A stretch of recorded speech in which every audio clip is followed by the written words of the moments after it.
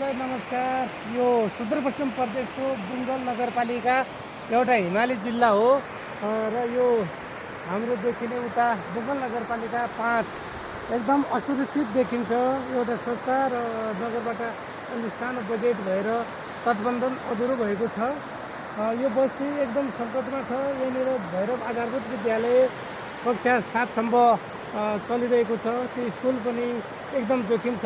यो कालङ्गा गाड नदी एकदम जोखिम युक्त तरिकाले आउँछ, धेरै आउँछ। वर्षायाममा यो जम्मै कटान हुने सम्भावना देखिन्छ। यहाँ हाम्रो कुनै सरकारले कसैले यसलाई चाहिँ नेताहरूले कसैले यस ठाउँलाई सुन्दर पार्नका लागि, यहाँको बस्ती सुरक्षित गर्नका लागि यो तटबन्धनका साथै एउटा पानी जोड्ने पक्की पुल हालिदिएको खण्डमा यहाँको जनताहरू, यहाँको बासिन्दाहरू धेरै आभार प्रकट गर्नु सक्थ्यो होला। र यहाँहरूको अब हाम्रो त्यस्तै छ, नेता छैन, कोही छैन। त्यो भएर यो बस्तीलाई सुरक्षित गरिदिनु हुन एकदम हार्दिक अनुरोध गर्दछु। यो बस्तीलाई धन्यवाद।